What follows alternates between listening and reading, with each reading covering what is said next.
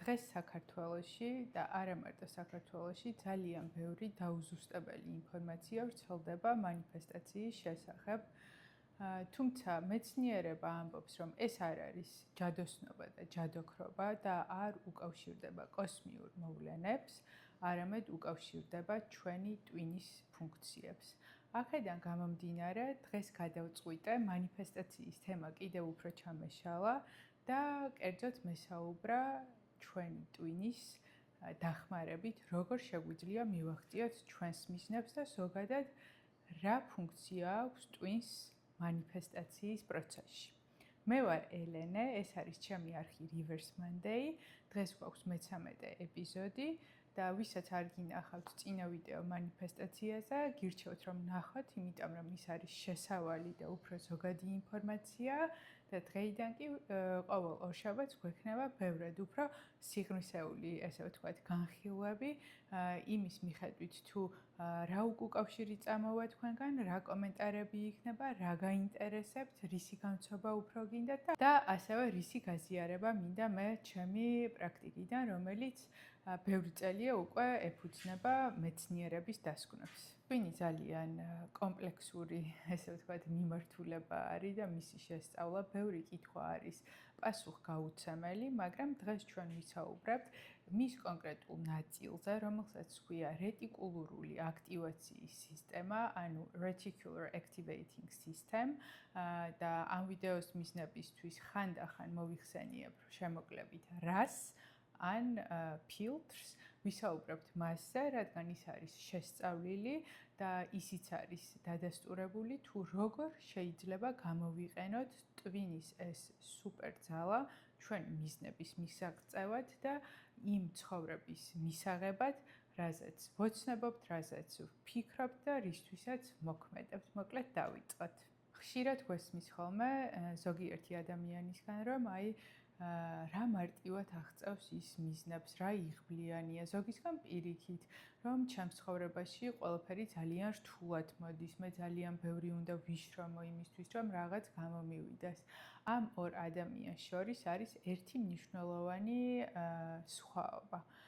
პირველი ადამიანი, რომელიც ესე ვთქვათ, ყველაფერს უფრო მარტივად იღებს, თუმცა ის მოქმედებს, მას აქვს ბევრად უფრო, ესე ვთქვათ, გაწვრთნილი RAS სისტემა, ანუ ჩვენი ტვინის ნაწილი ფილტრი, ვიდრე მეორე ადამიანს, რომელსაც ძალიან დაუღალავი, ბევრი შრომა უწევს, ბევრი საათის მუშაობა, რომ რაღაც კონკრეტულ მიზნებს მიაღწიოს. ანუ ორივე მოქმედებს, მაგრამ მათი, ესე ვთქვათ, მოქმედების მოცულობა განსხვავებულია იმის მიხედვით, თუ რამდენად იყენებენ თავიანთი ტვინის სუპერძალას და სხვათა შორის გულწრფელი რომ ვიყო, ადრე მე განვეკუთვნებოდი იმ ადამიანების სიას, რომლებიც აღწევდნენ თავიანთ მიზნებს, მაგრამ ძალიან რთულად. ვიღაცას თუ უნდა ეცადა ერთხელ და ორჯერ, მე უნდა მეცადა 7ჯერ, 8ჯერ, 9ჯერ, ხანდახან 20ჯერ, უბრალოდ ეს ჩემი მიზანდასახულობა და მოქმედების სიყვარული მაინც მაძლევდა საშუალებას, რომ ამ მიზნისთვის მიმეხსია, მაგრამ მე პარალელურად ვხედავდი ჩემ ცხოვრებაში გარშემო ადამიანებს, რომლებიც ძალიან მარტივად მიდიოდნენ თავიანთ მიზნებამდე, თუმცა ვერ ვიტყვი, რომ არაფერს არ აკეთებდნენ, მოქმედებდნენ, მაგრამ მოცულობა მოქმედების იყო ბევრად მცირე, უფრო ცოტა ენერგიას და დროს ხარჯავდნენ, ვიდრე მე და სწორედ აქედან გამომდინარე გადავწყვიტე, რომ ჩავძიებულიყავი ამ თემას, რომ რას აკეთებენ ეს ადამიანები განსხვავებულს და დღევანდელ ეპიზოდში ზუსტად ამის გაზიარებას ვაპირებ. როგორც კი მე ჩემი ტვინი ავამუშავე ჩემს სასიკეთოდ და ის მივხვდა ჩემთვის რა არის მნიშვნელოვანი, ბევრად შემცირებული მოქმედებებით ვაღწევ ისევ მიზნებს, რაც მინდა, ანუ იდეაში ჩემს შემთხვევაში შევცვალე ის, რომ ეს ყველაფერი ხდება უფრო პატარა დროში და უფრო ნაკლები შრომის, ესე ვთქვათ, შედეგად, მაგრამ ნაკლებ შრომასაც განმარტავ. ნაკლები შრომა არ ნიშნავს, რომ შენს არ მაცობ ან ფეხი ფეხზე გაგადებული და არაფერს აკეთებ. ნაკლები შრომა ჩემ შემთხვევაში არის უფრო ჭკვიანური შრომა.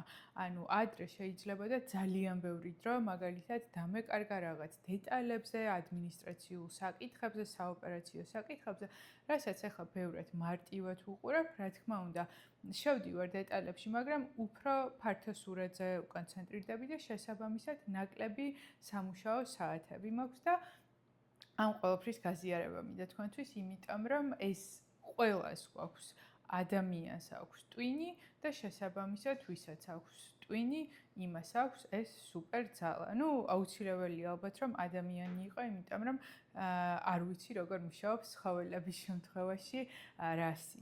რაღაცნაირად ვცადე რომ წინასწარ გამეთვალა ამ ეპიზოდის მაყურებელს რა კითხვები შეიძლება და გაჩენოდა. თუმცა თუ სხვა კითხვებიც გაქვთ, ძალიან გთხოვთ დამიწეროთ კომენტარებში, იმიტომ რომ შემდეგ ეპიზოდებში აუცილებლად გავცემ პასუხს. და დღევანდელ ეპიზოდში ვეცადე რომ რას სხვადასხვა, ესე ვთქვათ, კუთხიდან მივდგომოდი, როგორიც არის მაგალითად იუნგისეულის სინქრონულობა, მიზიდულობის კანონი, მეტაფიზიკა, მანიფესტაცია, იმიტომ რომ მანიფესტაცია ხშირად ამ თემების პარალელურად განიხილება ხოლმე და აქედან გამომდინარე ჩავთვალე საჭიროდ, რომ წინასწარ მომეცა ინფორმაცია, რას ამბობს ამაზე მეცნიერება, რას ვფიქრობ მე და იმისთვის, რომ გამემარტივებინა, ესე ვთქვათ, აღქმა თუ როგორ მუშაობს ჩვენი ტვინის ფილტრი, რაღაცნაირად ჩემი სამსახურებიდან წამოვიღე მაგალითები, როგორ მუშაობს Excel-ის ფაილი, როგორ მუშაობს YouTube-ის, სოციალური მედიის ალგორითმი და იმის მიხედვით თუ ვის რასთან გაქვთ შეხება, მინდა რომ გაგიმარტივოთ იმის აღქმა, თუ როგორი სუპერძალა გვაქვს, რა მაგარია ეს სუპერძალა, მაგრამ როგორი დამანგრეველია ჩვენთვის თუ მას არ გამოვიყენებთ სწორად. ინფორმაცია, რომელსაც დღეს გიზიარებთ რეტიკულური აქტივაციის სისტემის შესახებ, ეფუძნება სტენფორდის და მისი ორი პროფესორის კვლევას, დოქტორ ჰუბერმანის და დოქტორ დოუთისი. მე რასაც მოვიყვან ჩემს მაგალითს, ვიტყვი რომ არის ჩემი მაგალითი, იმისთვის რომ განასხვავოთ რა არის სტენფორდის მიერ დამტკიცებული და რა არის ჩემი პირადი პრაქტიკიდან მოყვანილი, იმიტომ რომ წინა ეპიზოდშიც ვთქვი და ეხლაც განმეორდები, რომ მანიფესტაციის საკითხი არის ძალიან სათუთი, ძალიან მარტივია ადამიანის შეცდომაში შეყვანა, განსაკუთრებით ადამიანის, რომელიც ეძებს იმედს, აქვს იმედგაცრუება და მე არ მინდა რომ რაღაცნაირად კიდევ ერთი გურუ ვიყო, რომელიც ადამიანებს, არ ვიცი, წინასწარი განზრახვით თუ უნებლიეთ ატყუებს. მე ვცდილობ თქვენამდე მოვიტანო ინფორმაცია, რომელიც ეფუძნება მეცნიერებას, რომელზეც არსებობს მტკიცებულებები და ამას ვამატებ საკუთარ გამოცდილებას, რომელსაც ვუსვამ ხას, რომ ეს არის ჩემი გამოცდილება. რა არის რასი და რა ფუნქცია აქვს მას? მოკლედ რომ ვთქვათ და ტერმინოლოგიამ რომ არ დაგაბნიოთ არც თქვენ და არც მე, ის არის ერთგვარი ფილტრი ჩვენს ქვეცნობიერსა და ცნობიერს შორის. და ასევე ეძახიან პროექტორს, ნატურას.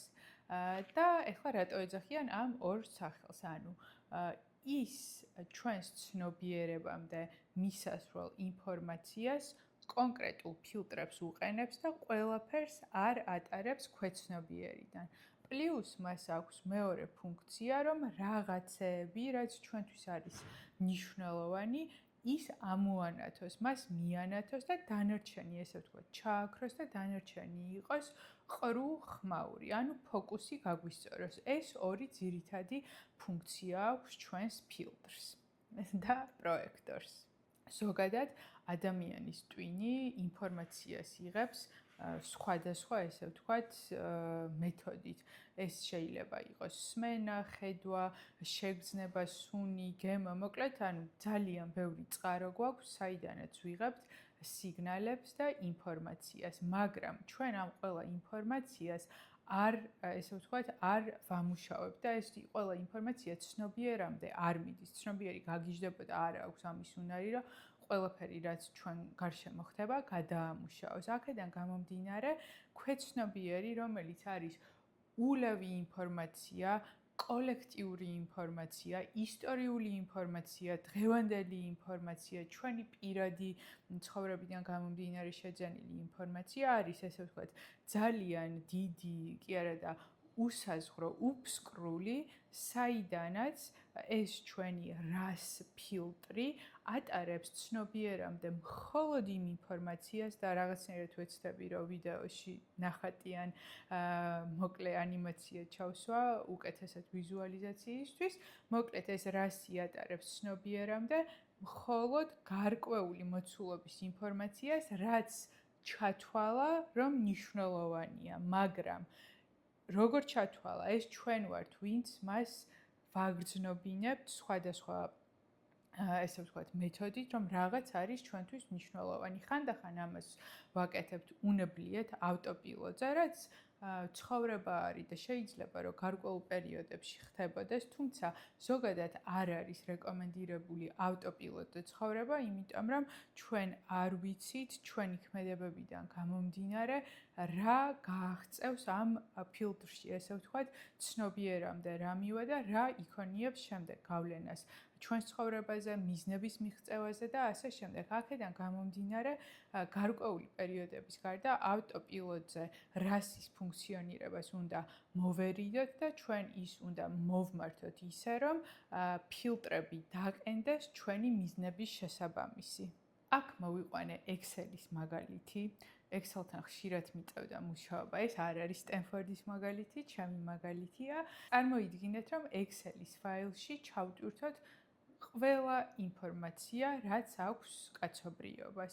მაგრამ ეს Excel-ის ფაილი მივცეთ სხვადასხვა პროფესიის ადამიანს იმისთვის, რომ გამოიყენოს. ეს ადამიანები, რა თქმა უნდა, ყველა ინფორმაციას ვერ დაამუშავებენ, შეუძლებელია და ასევე დაიკარგებიან და არც აინტერესებთ, რატო უნდა დაამუშავონ ყველაფერი, მათ უნდათ კონკრეტულად თავის მიზნებიდან გამომდინარე ინფორმაცია ამოიღონ და დანარჩენი, ესე ვთქვათ, გააქრონ, დამალონ. მაგრამ იმისთვის, რომ ეს გააკეთონ, უნდა დააყენონ კონკრეტული ფილტრები თავიანთი ინტერესების მიხედვით და Excel-ი ზუსტად ამ ინფორმაციას ანახებს და დანარჩენს ისე დამალავს, რომ თითქოს არც არსებობს და შესაბამისად ამ ადამიანს ყურადღების გადატანის საშუალებაც არ ექნება. აი, დაახლოებით ესე მუშაობს ჩვენი ფილტრი. იმისთვის, რომ ამ ულევი ინფორმაციიდან მან ჩვენს ცნობიერამდე მიიტანოს ის ინფორმაცია, რომელიც ჩვენს მიზნებს და ცხოვრებას გამოედგება, ფილტრები ჩვენ უნდა დავაყენოთ ჩვენი ინტერესებიდან გამომდინარე, რადგან ის ვერ აყენებს თვითონ.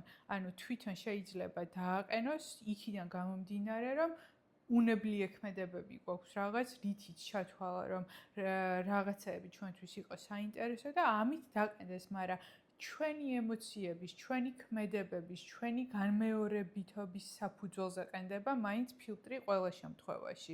იმისთვის, რომ ამ ვიდეოს ნახვის მერე დავიწყოთ ჩვენი რასის ფილტრებზე მუშაობა, მოგიყვებით, როგორ შეიძლება მასზე ვიმოქმედოთ, რომ სწორი ფილტრები შეირჩეს. სიახლე.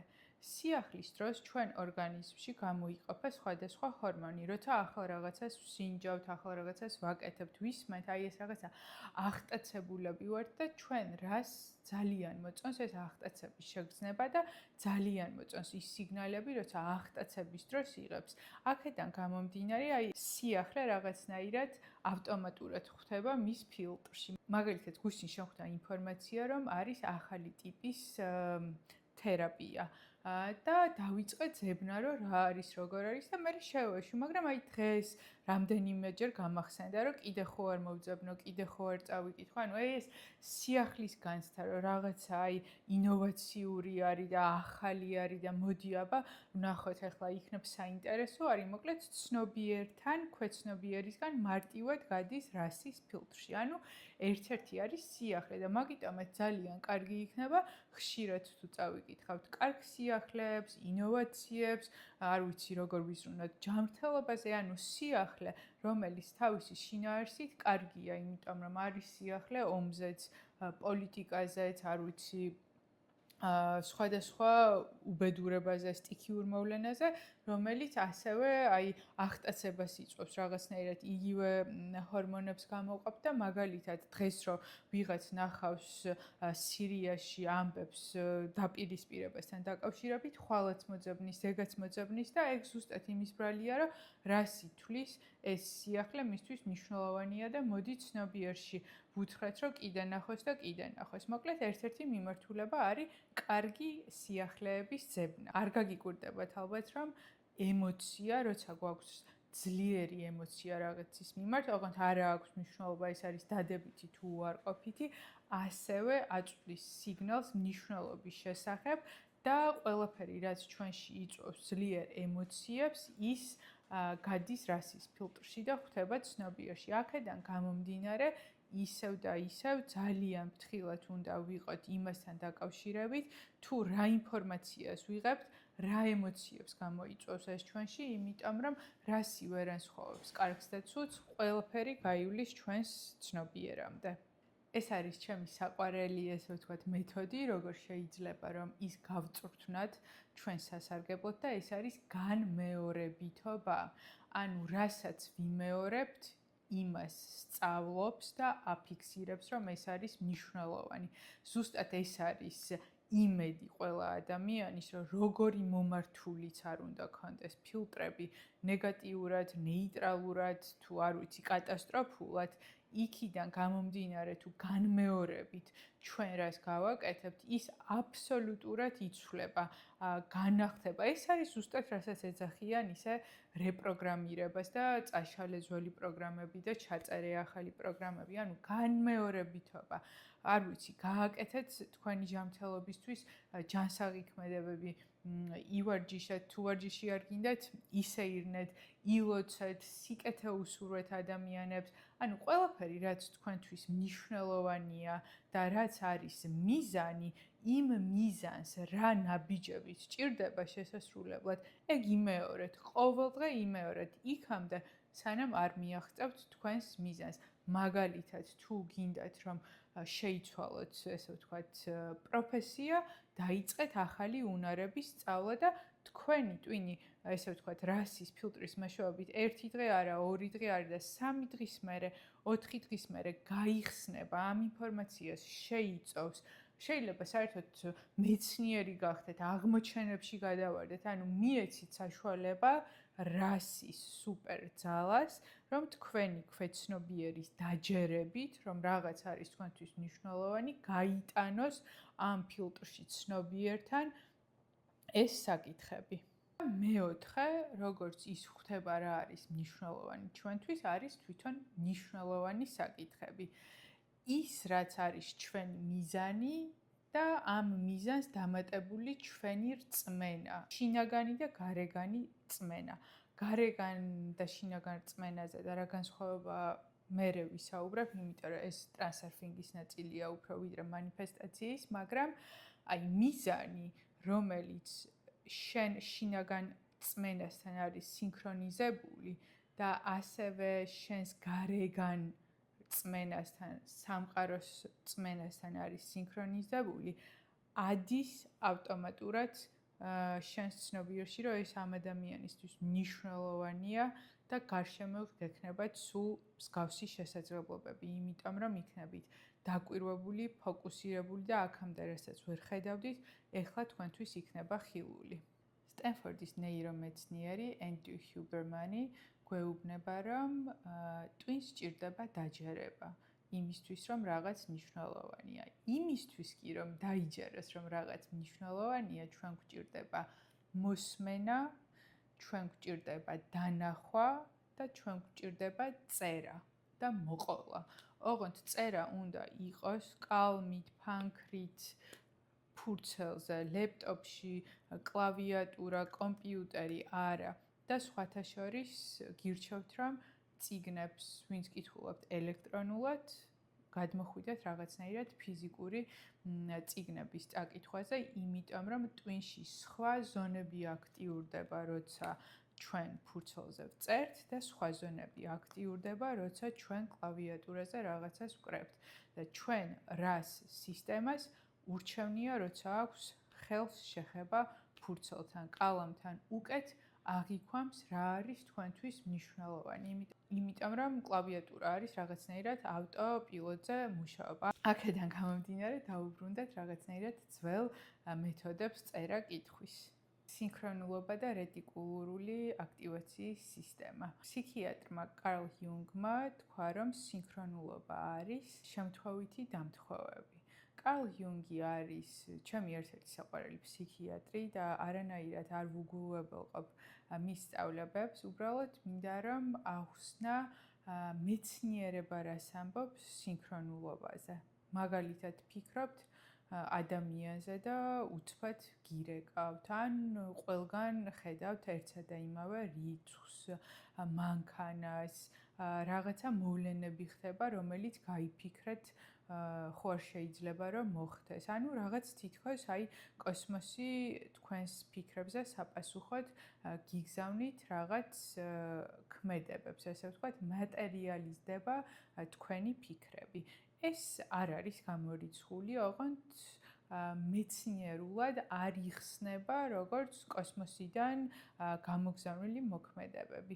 მეცნიერება ამბობს, რომ ეს მოვლენები ჩვენ გარშემო ყოველთვის არსებობდა და იარსებებდა, უბრალოდ ჩვენ ვერ ვამჩნევდით. ეხლა ალბათ იტყვით, რომ კი, მაგრამ ადამიანმა დამირეკა რას ნიშნავს არსებობდა, ეგ ხო არ არის რიცხვის დანახვა.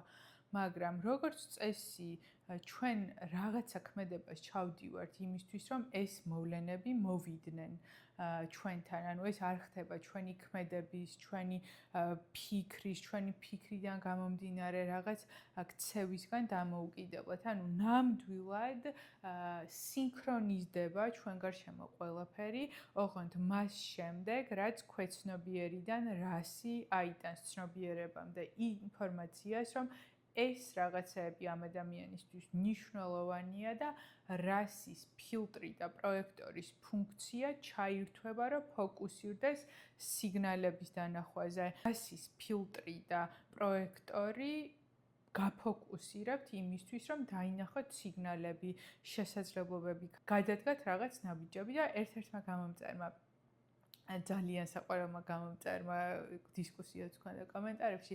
ესეთი კომენტარი დამიწერა, რომ მე რომელიღაცა ქვეყნის ვიზაზე შევავსეო განეცხადიო და მაგრამ საერთოდ დამოვიწყდაო, არანაირი ქმედება არ ჩამიდენიაო და მომცესო ვიზაო და ანუ რაღაც ეს მანიფესტაციო და რაღაცები არ მუშაობსო და მე უბრალოდ რომ დავფიქრდეთ და მას ვუპასუხე კიდევ ესა, როგორც მახსოვს შევთანხმდით.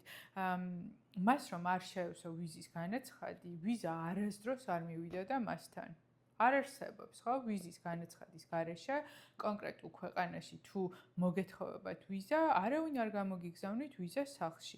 აქედან გამომდინარე, ის რომ ჩვენ ვიზის განაცხადი შევავსეთ, ის რომ ჩვენ ანგარიშზე თანხა გვქონდა, სამუშაო გამოცდილება გვაქვს, ან არ ვიცი ზოგიერთი ქვეყანა უძრავ ქონებასაც ითხოვს, ხო? ანუ ჩვენ რა ბევრი ქმედება გვაქვს რეალურად გაკეთებული იმისთვის, რომ მიგვეღო ეს ვიზა. აქედან გამომდინარე, ის რომ განაცხად შეიტან, ეგ უკვე არის ქმედება და ის რომ ამ განაცხადისთვის შენ დამაკმაყოფილებელი პროფილი გაქვს, ეგეც შენი მანიფესტაციის ნაწილი არის. უბრალოდ თუ გინდა არ დავარქვა მანიფესტაცია, მეც ჩემ ცხოვრებაში ბევრი რაღაც ისე ხდება, რომ საერთოდ არ ვარქმევ არანაირ სახელს, რომ რაღაც მეთოდი დამეხმარა ან არ დამეხმარა. აქედან გამომდინარე, აი ამის თქმა მინდა, რომ პატარა ნაბიჯიც კი შეიძლება დიდი შედეგის მომტანი იყოს იმის მიხედვით, თუ როგორ დავაყენებთ ჩვენი RAS-ის ფილტრებს.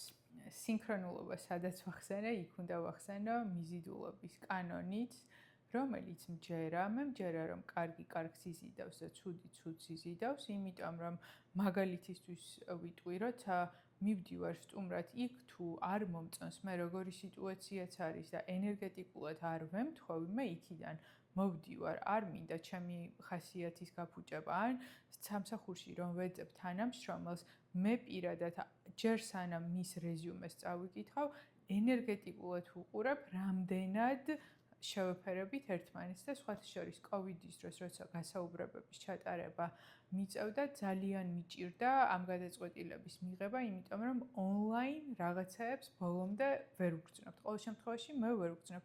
აქედან გამომდინარე, მიზიდულობის კანონს თუ ესე განვარტავთ, ჯერა, მაგრამ ისე თუ განვარტავთ, რომ თვარის შუქზე ცეცხლი უნდა წაუკიდო, ფურცელს დავწვე და რამდენიმე დღეში, არ ვიცი, ჩემი საოცნებო სახლი თავისით აშენდება და შვილი გამიჩნდება, მაგის მე არ მჯერა. მე მგონია, რომ ჩემზე არის კონკრეტული მოქმედებები და მაშინ მოვიზიდავ ამ ყველაფერს, რაც მინდა, როცა მე შემხვედ ნაბიჯებს გადავდგამ და მეცნიერებაც მეთანხმება მე და ეხლა გეტყვით ზუსტად რას ამბობს.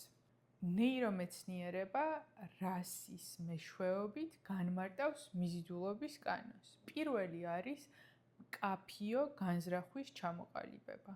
შემდეგ ამ კაფიო განზრახვის რასის ფილტრით ცნობიერში ატანა. ცნობიერში რომ მოხვდება, მერე მოქმედებაში მოყვანა და მოქმედებას მოყვება შედეგი. აი ამ 4 საფეხურისგან შედგება მიზიდულობის კანონის ნეირომეცნიერული განმარტება. და აქედან გამომდინარე, კიდევ ერთხელ ვიმეორებ, რომ ყველა დაპირება, რომელიც შეიცავს თქვენი მოქმედების გარეშე რაღაცის შესრულებას, არის აბსურდი, არენდოთ, ენდეთ საკუთარ თავს, იშრომეთ, გადადგით ნაბიჯები, ძალისხმევა ჩადეთ და თქვენი ცხოვრება იქნება ისეთი, როგორიც თქვენ გინდა და ასევე ისეთი, რასაც თქვენი ჩარჩო, ესე ვთქვათ, იტევს, იმიტომ რომ ჩვენ ყველას გვაქვს ჩვენი ლიმიტები და სხვათა შორის მთელი ცხოვრება არის ამ ლიმიტების რაღაცნაირად გარღვევა და მოშორება, რაც თუ თქვენთვის საინტერესო თემა, ამაზე კიდევ ცალკე შემიძლია რომ გავაკეთო ეპიზოდი, იმიტომ რომ საკმაოდ ვრცელია და მე თვითონ ვარ ადამიანი, რომელიც ძალიან ლიმიტებში ცხოვრობს, ძალიან აკლდა და აკლია ბევრ რაღაცაში თავდაჯერებულობა და მუდმივად საკუთარი თავის მუშაობის ხარჯზე არღვევს ამ ჩარჩოებს და დგამს წინ 1-2 ან არ ვიცი, ბევრნაბიც. და შემიძლია რომ ეგ ჩემი გამოცდილებაც გაგიზიაროთ თუ გამოგადგება თვინმეს. ნეირომეცნიერების და მეტაფიზიკის დამოკიდებულების შესახებ ძალიან კარგი წიგნი აქვს ნეიროქირურგ Dr. Doughty's Into the Magic Shop, ასე ქვია. ქართულად არ არის რამდენადაც ვიცი, თუმცა ჩემი რუბრიკა, რომელიც არის 22 წიგნი ტრანსფორმაციისთვის, აუცილებლად დაფარავს ამ წიგნსაც, უბრალოდ არ ვიცი მოვასწრებ თუ არა წელს, იმიტომ რომ ჯერჯერობით ძალაუფლების 58 კანონს გავდივართ და ვისაც არ გინახავთ, შეგიძლიათ ნახოთ ეგ ეპიზოდები. მე ძალიან დიდი ენთუზიაზმით ვწერ თითოეულ ვიდეოს. ამ ეპიზოდში სხვადასხვა ნაწილში შევეხეთ, ესე ვთქვათ, როგორ შეიძლება რას ვიმოქმედოთ ისე, რომ ჩვენი მიზნების შესაბამისი ფილტრები დაყენდეს, თუმცა არის 6 საფეხურიანი მეთოდი, რომელსაც ჰუბერმანი და დოუთი გვეუბნებიან, რომ თუ გავივლით, ესე ვთქვათ, გაგვიმარტივებს გზას ქვეცნობიერიდან ცნობიერამდე ჩვენთვის საინტერესო და მნიშვნელოვანი, ესე ვთქვათ, ინფორმაციის ატანაში. მოკლედ, დავიწყოთ ამ 6 საფეხურის განხილვა. პირველი არის მიზნების სიცხადე. რა გვინდა, რატომ გვინდა, ვისთან ერთად გვინდა, სად გვინდა, რამდენი გვინდა, აი სულ იმუშავეთ ამაზე, რომ რაც შეიძლება დეტალური იყოს ეს ინფორმაცია თქვენს მიზნებთან დაკავშირებით და არა მარტო ესეთი, რომ მინდა პროფესიული ზრდა, მინდა პიროვნული ზრდა, იმიტომ რომ ცნობიერს მეტი ინფორმაცია ჭირდება, რას ნიშნავს ეს შენთვის.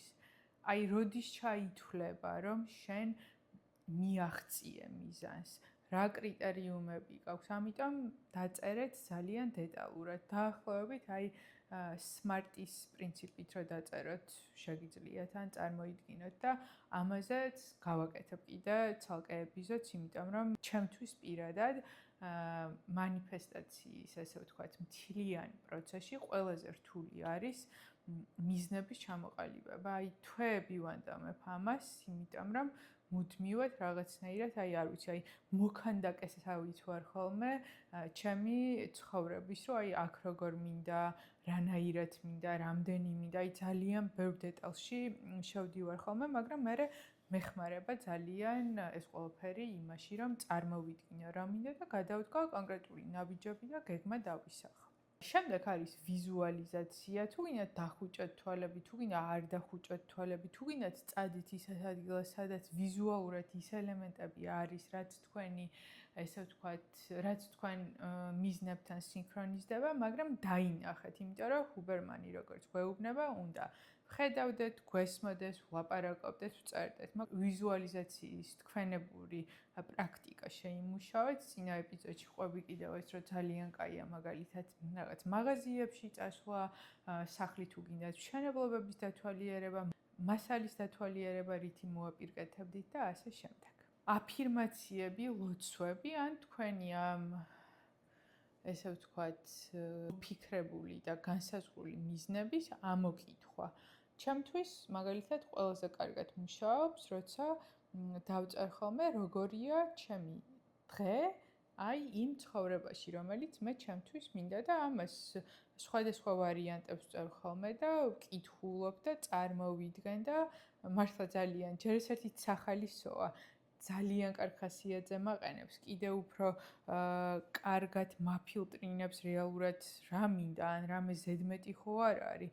და მაგალითად წელს ჩემი ესე ვთქვათ მიზნებიდან 3-4 მიზანი, რომელიც ძალიან მნიშვნელოვანია ჩემთვის, გადავწიე დროში, იმიტომ რომ მივხვდი, რომ სტრესავდა, ერთ სურათში ყველაფერი ეს რაღაცა ბევრი იყო და გადავწიე და სიმართლე რო გითხრათ, ამოვისუნთქე ფსიქოლოგიურად, დავისვენე და ის მიზნები, რაც დავიტოვე ამ წლისთვის, ბევრად უფრო მკაფიო გახდა, მარტივი მისაღწევი გახდა და რაღაცნაირად მოტივირებული ვარ, რომ მივახციო და ნაბიჯებს ვსვამ ამისთვის. 4 არის, რომ რასაც დავწერთ, წაიკითხეთ, ჩაწერეთ ხმა, მოისმინეთ, წაიკითხეთ სხვადასხვა ტონალობაში. დაწერეთ, მოყევით, თუ გინდათ ვიდეო ჩაწერეთ, ანუ კომუნიკაციის ყველა საშუალება გამოიყენეთ იმისთვის, რომ ტვინის სხვადასხვა ზონა ამოვანათოთ, ავამუშაოთ და ჩვენი ქვეცნობიერი დავაჯეროთ, რომ ამ ულევი ინფორმაციიდან და შესაძლებლობებიდან მე ეს მინდა და გთხოვ რასში გაატარე ეს. მეხუთე არის მადლიერება. და მადლიერების შეგრძნება ჩემთვის პირადად არის ყველაზე ძლიერი კეთილი შეგრძნება. მე როცა ვარ მადლიერებით მოცული, მე ვარ სამყარო, მე მართლა ესე ვგრძნობ. მე ვარ ყველა და ყველა ვარ მე, სინქრონიზებული ვარ ყველასთან და ეს არის ძალიან დიდი სიყვარული და ისე ძლიერად ვგრძნობ მაგ დროს თავს. ყველაფერი შემილია. ყველაზე დიდი სიყვარული, ყველაზე დიდი პატიება, ყველაზე დიდი გმირობა და ეცადეთ, რომ თქვენში ააყვავოთ მადლიერება, ეს ძალიან დიდ შინაგან ბედნიერებას, სიმშვიდეს და სტაბილურობას მოგიტანთ და რა თქმა უნდა, ეს აისახება თქვენს გარეგან, ესე ვთქვათ, ცხოვრებაზეც. მე-6 არის გარემოს დიზაინი და მე პირადად მოგიყვებით ჩემს მაგალითს. Pinterest-ი არის ერთ-ერთი კი არა, ერთადერთი პლატფორმა მე მგონი, რომელიც არ შეიცავს ნეგატივს და არ არის ნეგატივის წყარო, სადაც რაღაცნაირად ესეთ ნაზ, მშვიდ, სიყვარულით, ესე ვთქვათ, სავსე სივრცეში, რომელიც არის თან ძალიან ესთეტიური, შეგიძლიათ რომ შეინახოთ სურათები, მაგალითად თქვენი ცხოვრების ელემენტებიდან, ეს არის ვარჯიში, კვება, ოჯახი, კარიერა, ტანსაცმელი, არ ვიცი, სულიერი განვითარება, პრაქტიკები, სახლი, მანქანა, ყველაფერი ეს იყოს ძალიან ესთეტიური. მე ვაკეთებ ხოლმე ძილის წინ 15 წუთი და ჩემი ალგორითმი უკვე ძალიან კარგად მიცნობს Pinterest-ის და აი იმხელა სიამოვნებაა, რომ 15 წუთი ძილის წინ მაგას ვაკეთებ. მართლა ძალიან კარგ ხასიათზე ვიძინებ, ზოგადად ისედაც არ ვიცი, დღის მანძილზე არ ვარ ხოლმე ცუდ ხასიათზე, მაგრამ კიდევ უფრო, ესე ვთქვათ, ისეთი, აი ახლა ალბათ მეტყობა რომ გამახსენდა, კარგი შეგრძნებებით ვიძინებ, რომ ეს ყველაფერი თან უკვე არის რაღაცნაირად ჩემს ცხოვრებაში, ზოგი ნახევრად არის, ზოგი ეხლა იწყება, იქიდან გამომდინარე რაღაცეები უკვე დაწყებულია, რაღაცეები უკვე მიღებული მაქვს, ისიც ვჯერა, რომ აი სხვა რაღაცეებიც მოვა და ძალიან კარგი სახალისო პრაქტიკაა ჩემთვის და მოკლედ, რა ვიცი, სტენფორდის მეცნიერებიც გურჩევენ. Pinterest-ს არა, მაგრამ გარემოს დიზაინს, ვიზუალურ დაფებს და მსგავს სავარჯიშოებს. ბევრი ვილაპარაკე ძალიან, როგორი მაგარია ეს ჩვენი რასი და როგორი ფილტრია და პროექტორი, მაგრამ აუცილებელია ვაკონტროლოთ რა ინფორმაციას ვაწვდით მას. ზოგადად ის როგორც ესე ვთქვათ ჩვენი ორგანიზმის შემადგენელი ნაწილი არის ნეიტრალური. ანუ ის ვერ ანსხვავებს, რომ რაღაცა კარგია და რაღაცა ცუდია და მოდი მნიშვნელობა მაგის მიხედვით მივცეთ. მაგალითად, მე რაღაცა ძალიან გამიხარდა, რაღაც ძალიან მეწყინა, მაგრამ მან მიიღო ინფორმაცია, რომ ეს ორივე, ესე ვთქვათ, ორივე ამბავი, რამაც ერთ შემთხვევაში გამოიწვია დიდი სიხარული და მეორე შემთხვევაში წყენა, ორივე მნიშვნელოვანია, იმიტომ რომ ორივემ დიდი ემოცია გამოიწვია. აქედან გამომდინარე, ის არის ნეიტრალური და ფილტრებს ჩვენ ვაყენებთ კარგს და ჩვენ ვაყენებთ ცუდს. აქედან გამომდინარე ძალიან მნიშვნელოვანია ვაკონტროლოთ რა ინფორმაციას ვაწვდით დღის განმავლობაში ჩვენს თავს ნებისმიერი გზით, ოღონდ. აი მაგალითად, დილით გაიღვიძე, მედიტირებ, ან არ მედიტირებ და მოუარე სახლს, ბავშვებს, ან საკუთარ თავს, კარგ ხასიათზე ხარ, შენი მიზნები დაამუშავე და მერე მთელი დღე ჭორაობ, ან არ ჭორაობ და მთელი დღე ფონურად ტელევიზორი ჩართულია, ან რადიოა ჩართული, სადაც სულ არის ომები, პოლიტიკა, ნუ სულ ნეგატივი რა. შენი ცნობიერი იქნება ნეგატივზე მომართული. ჯერ ეს ერთიც, სულ რო რასის ფილტრი არ არსებობდეს, ეგ ნეგატივი გადაგვაგდებს ნეგატიურ ტალღებში, ნეგატიურ ენერგეტიკაში, გავხდებით გაღიზიანებულები, უკმაყოფილოები, კარგ ხალხს, ბედნიერ ხალხს, ჩვენთან ურთიერთობა არ მოუნდებათ. აქედან გამომდინარე, ძალიან მკაცრ დიეტაზე იყავით ინფორმაციის. აკონტროლეთ რა ინფორმაციას მიიღებთ, იმიტომ რომ თქვენ თუ სულ სტიქიურ მოვლენებზე უყურებთ რაღაცეებს და ტერორიზმზე, ეს ყველაფერი ფიზიკურად რომც არ მოხდეს თქვენ ცხოვრებაში, იმდენად დიდ გავლენის ქვეშ გამყოფებთ, რომ უბედური ხართ ისე, როგორც ის ადამიანები, ვინც ამ ყველაფერს თავის, ესე ვთქვათ, ტყავზე განიცდიან. აქედან გამომდინარე, პოზიტიური ინფორმაცია უნდა მივიღოთ. ეცადეთ, რომ რაც შეიძლება დადებითისკენ იყოთ მომართული. ჩემს მაგალითს გეტყვით, რომ აი ბევრი წელია შემიძლია ვთქვა, ალბათ 2017-18 წლიდან არ მინახავს არც ერთი ფილმი, სადაც არის სროლა, შეჯახება, უბედურ არ მინახავს და თუ არის ისეთი სიტუაცია, რომ მაგალითად მე და ჩემი ქმარი საღამოს, რა ვიცი, ფილმის ნახვა გვინდა ან კინოში წასვლა, წინასწარ ვეუბნები, რომ მე მინდა რომ იყოს კომედია, სადაც არც სროლა არ არის, სისხლი არ არის, მარტო არის სიცილი და გართობა. ანუ შეიძლება ახლა იფიქროთ, რომ აი ისეთი რაღაცა კინოებს ვტოვებ, შედევრებს, ძალიან ბევრი შედევრი ნანახი მაქვს, ძალიან მადლიერი ვარ, მაგრამ მე განცდებშიც ყოფილვარ კიშლოვსკის და მიხაილ ჰანეკეს ფილმების გამო აღარ მინდა ცხოვრება ისედაც იმდენი ნეგატივით არის, სავსე კიდე რატო დავიმატო ეგ რაღაცაები. ამიტომ შემიძლია ვთქვა, რომ ფილმებს თითქმის კი არა და საერთოდ არ უყურებ, თუ არ არის ინფორმაციული ხასიათის კურნალობაზე, ან არ ვიცი, ჩოგბურთზე, ანუ ნეიტრალური, ან დადებითი. მე ხა თქვენ ვერ მოგიწოდებთ, რომ ფილმები არ ნახოთ, მაგრამ მეცნიერები გვეუბნებიან, რომ ინფორმაცია უნდა ვაკონტროლოთ და ჩვენ სხვადასხვა რელიგია გვასწავლის, რომ სულიერი საზრდო როგორი უნდა მივიღოთ და რა არის ეს, ან მაგალითად ფიზიკურადაც რასაც ჭამ ის ხარ და ასე შემდეგ. ამიტომ რასაც ჩვენ ქვეცნობიერში შევიტანთ ინფორმაციას, იმის შესაბამისი ავახოთ ცნობიერშიც და წარმოიდგინეთ სულ დადებითი ინფორმაციით რო ავავსოთ, რამდენად მარტივი იქნება ჩვენი მიზნების მიღწევა, იმიტომ რომ მე მჯერა ამ არხის მაყურებელს აქვს კარგი მიზნები, სიკეთე თავისთვის და სხვებისთვისაც. სხვა შემთხვევაში მე რასაც ვსაუბრობ, თქვენ არ გამოგადგებათ, თქვენ არც ვიცი ვინმე თუ არსებობს ეგეთი, მაგრამ იქნება უფრო დამაზიანებელი და ვინმე სულ აქვს არ ვიცი ბოროტულის რახვები, ჩემ არც ერთ ეპიზოდში ნათქვამს არ დაუჯეროს და არ გაითვალისწინოს. ეს ეპიზოდები და Reverse Monday-ის იდეა არის ჩემი თანამოაზრეებისთვის იმ ინფორმაციის გაზიარება, რაც მე მეხმარება და მე მინდა რომ მათ დავეხმარო. თავისუფლებას მივცემ, რომ ერთი პატარა საშინაო დავალება მოგცეთ.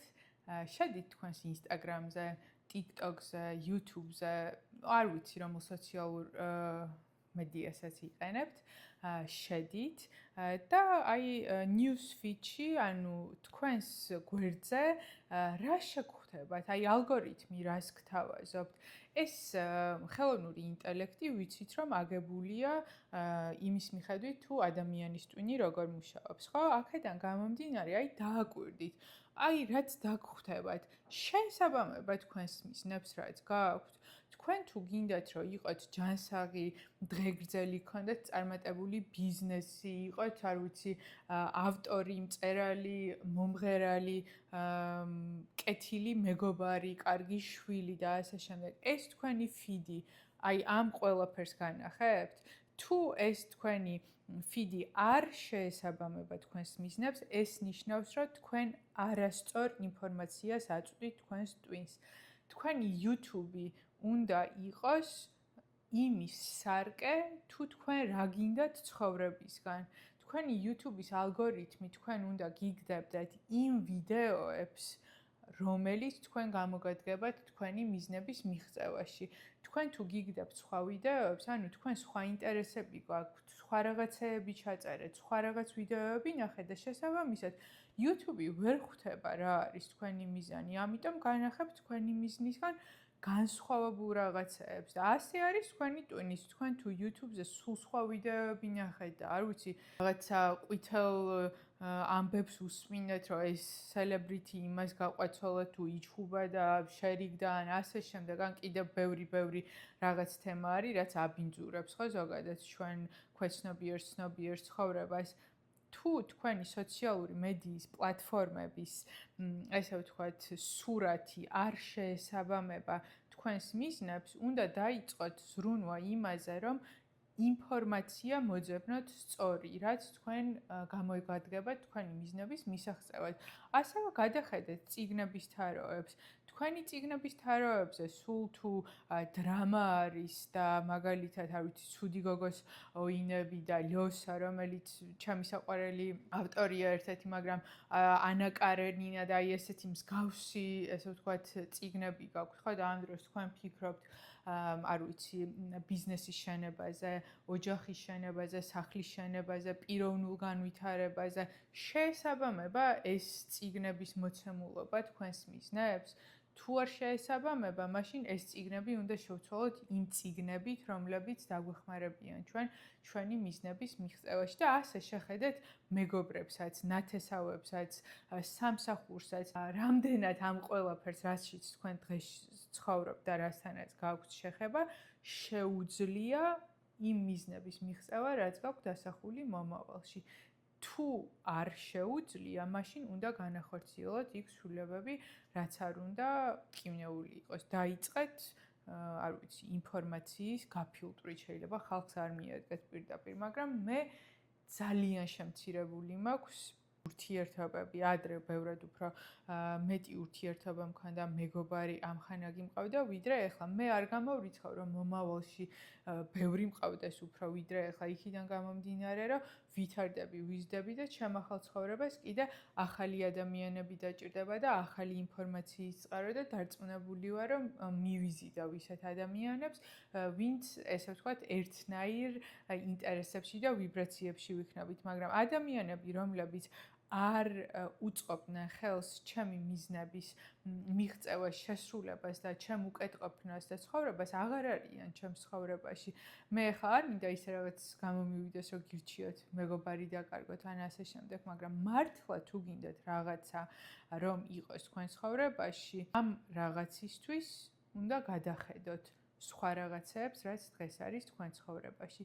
სულ ეს არის ეს ეპიზოდი თუ თქვენთვის საინტერესო იყო, ძალიან გამიხარდება. დამიწერეთ კომენტარებში რა კითხვები გაქვთ და შემდეგ ეპიზოდში აუცილებლად დავუფარავ მაგ კითხვებს. გამომიწერეთ Instagram-ზე, ბევრი ძალიან დიდი კომენტარი არის ხოლმე YouTube-ზე და ცოტა რთულია YouTube-ზე ესეთი გახსნილი და ძალიან გულღია კომუნიკაცია და Instagram-ზე შეგვიძლია ვილაპარაკოთ დაირექტში. მადლობა და დროებით.